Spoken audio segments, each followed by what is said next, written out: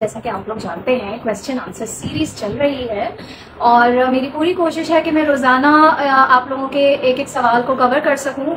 Highlight section में question and answer series के नाम से वो सारे अभी तक जितने भी मैं सवाल कवर कर चुकी हूँ वो सारे वहाँ पर मैं सेव करते जा रही हूँ ताकि आप लोगों को आसानी हो जाए। सो आज का जो सवाल है ना वो बड़ा ही फनी है और वो ये है कि मैम क्या मैं अपनी दोस्त की ID बाय कर सकती हूँ, क्योंकि उसने ऑलरेडी 2cc किया हुआ है और वो अब बिजनेस नहीं करना चाहती और मैं चाहती हूँ कि मैं उसकी जो ऑलरेडी एक ID है जो कि FBO पे अपग्रेड हो गई है उसको मैं इस्तेमाल कर लूँ। और सबसे पहले तो ये समझ लेते हैं कि वो कौन लोग होते हैं जो ID बेच रहे होते हैं। ठीक है, ID बेचने वाले ये कॉन्सेप्ट तो है ही नहीं ना। एक इंटरनेशनल कंपनी है, ठीक है, उस इंटरनेशनल कंपनी के साथ आपने अगर काम करना है तो आपने अपने आप को रजिस्टर करवाना होता है। ठीक है, अब ये जो कह रही है ना कि मुझे ID अपनी सेल करनी है, सबसे पहले तो आप ये पूछे कि भाई आप कंटिन्यू क्यों नहीं करना चाहती हैं। अगर इतना ही लुक्रेटिव, यकीनन उन्होंने आपको सब्ज बाग भी दिखाए होंगे, उन्होंने आपसे कहा भी होगा कि यार मेरी ID ले लो, 2cc करने के ये फायदे हैं, जबरदस्त है, फलाना है। सबसे पहले तो आप उनसे ये पूछे कि भाई वो फिर फर्दर काम क्यों नहीं करना चाहती, या अगर उनकी लाइफ में कोई टेम्पररी इशू आ भी गया है, भाई ठीक है आप 5 महीने 6 महीने का ब्रेक ले लो, आप दोबारा उसको शुरू कर देना। क्योंकि once you are an FBO, एक दफा जब आप AS बन जाते हो आप वो लाइफ टाइम के लिए रहता है आपका। ठीक है, it's just like a digital ID ना, जैसे फेसबुक की ID आपने बना ली, जीमेल की ID बना ली आपने, इंस्टाग्राम की आप ID बनाते हो, तो वो एक दफा आपने ID बना ली वो आपकी रहती है फॉर लाइफ। अच्छा जी, लेट सपोज आपकी कोई रिश्तेदार दोस्त वगैरह है, वो ये कहती हैं कि जी मेरी शादी हो गई है, मेरे शौहर मना कर रहे हैं क्या, इसलिए मैं कंटिन्यू नहीं कर सकती, व्हाट्सएवर, वो जो भी आपको एक जेन्युइन रीजन देती हैं और वो आपसे ये कहती है कि मेरी ID खरीद लो। तो देखिए उसमें भी मैं जो भी कहने वाली हो सकता है आपको बुरा लगे। देखिए वो जो बंदा या बंदी है ना जो आपसे कह रही है कि मेरी ID खरीद लो, वो आपके साथ सिंसियर है ही नहीं। क्यों? क्योंकि शी और he has been a part of Forever Living, already एक कंपनी का पार्ट है, उसको ऑलरेडी पता है कि ID किस तरह से बनती है और इनकम किस तरह से आती है। ठीक है, अब मैं इसके ऊपर बात करती हूँ थोड़ी सी। ID किस तरह से बनती है? ID बनती है आपके NIC के ऊपर, नेशनल आइडेंटिफिकेशन कार्ड, जो आपका नादरा का कार्ड होता है ना, उसके ऊपर आपकी ID बनती है। यानी कि अगर वो ID आपकी है, आपका उसमें नाम दर्ज हुआ हुआ है, आपकी उसकी डेट ऑफ बर्थ आपकी दर्ज हुई हुई है, आपका ईमेल ID, हर चीज आपका दर्ज हुआ हुआ है उसके अंदर, वो ID आपका हस्बैंड भी इस्तेमाल नहीं कर सकता। ठीक है, क्यों? क्योंकि जाहिर सी बात है हस्बैंड का NIC अलग है ना, आपका NIC अलग है। ठीक है, एक इंटरनेशनल कंपनी है, ठीक है, कंपनी UAE में है, आप पाकिस्तान में हो, आपको ऑलरेडी पता है कि पाकिस्तान से बहुत ज्यादा स्कैमिंग हो रही है। ठीक है, इतनी ज्यादा स्कैमिंग और 2 नंबरी हो रही है कि अल्लाह की पनाह। सो वैसे भी स्कैमिंग हो या ना हो, understand that it is an international company, और इंटरनेशनल कंपनीज के कुछ रूल्स होते हैं, कुछ पॉलिसीज होती हैं।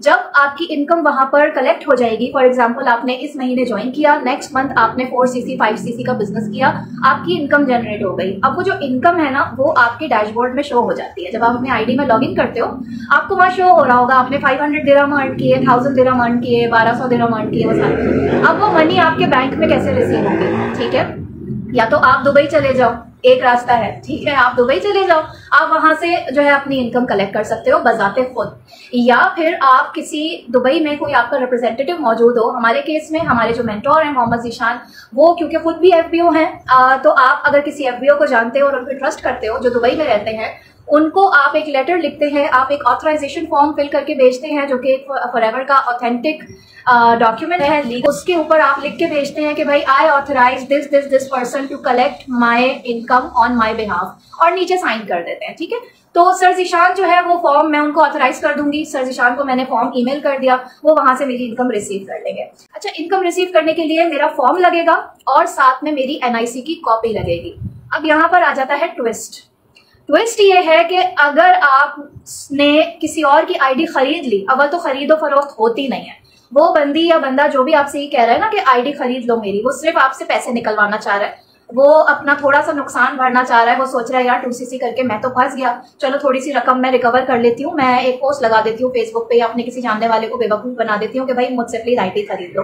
तो वो आपसे थोड़े बहुत पैसे ले लेगा, वो कहेगा यार 2cc के लिए तो 1 लाख प्लस पैसे चाहिए, तुम मुझे ऐसा करो 50,000 दे दो या 60,000 दे दो, देखो तुम्हारा कितना फायदा हो रहा है, तो तुम्हें सस्ते में जो ना ID मिल रही है, मुझसे खरीद लो। तो सामने वाले बेवकूफ बन जाते हैं। अब मुझे बताएं, दैट सपोज आपने एक ID खरीद ली किसी से, ठीक है, अब जब आपकी इनकम रिसीव होगी उस अकाउंट के ऊपर, तो आपको ऑथराइजेशन फॉर्म पे उसकी साइन चाहिए होगी, यानी वो साइन आप नहीं करोगे, वो बंदा करेगा जिसकी आईडी है, वही फॉर्म फिल करेगा, वही साइन करेगा और एनआईसी की कॉपी भी उसी की लगेगी, तो ही आपकी इनकम रिसीव होगी। अच्छा, इनकम कहाँ रिसीव होगी बाय द वे? आप सोचोगे कि चलो कोई बात नहीं, हर महीने इतनी सी तो मैं परेशानी उठानी पड़ेगी उस बंदे को, तो मैं उसको बोलूंगी कि भाई प्लीज महीने की ये तारीख हो गई है, मेरा फॉर्म फिल करके, जरा सा फॉर्म फिल करके साइन करके और एनआईसी की कॉपी मुझे भेज दो, मुझे इनकम निकालनी है।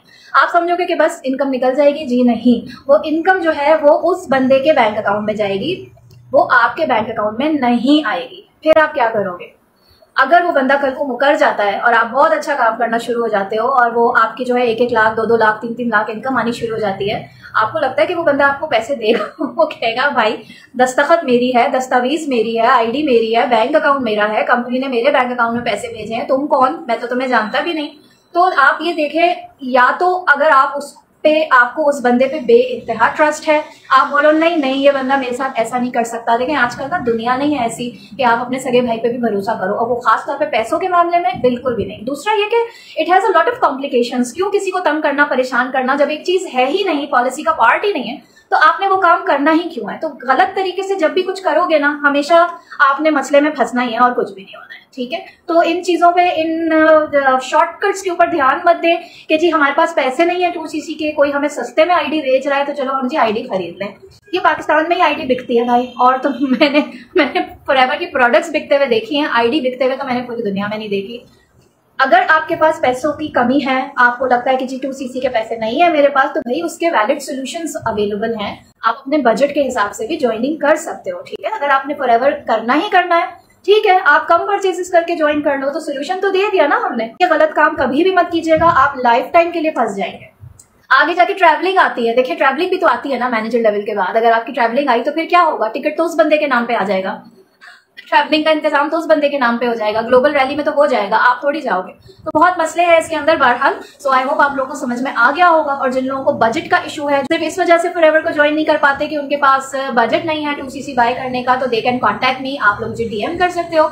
मैं आप लोगों को आपकी पॉकेट और आपकी सिचुएशन के हिसाब से अच्छा सोल्यूशन प्रोवाइड कर दूंगी, जिसमें आप आराम से अपना जर्नी भी स्टार्ट कर सकते हो और फॉरएवर का बाकायदा ऑफिशियल पार्ट भी बन सकते हो, ठीक।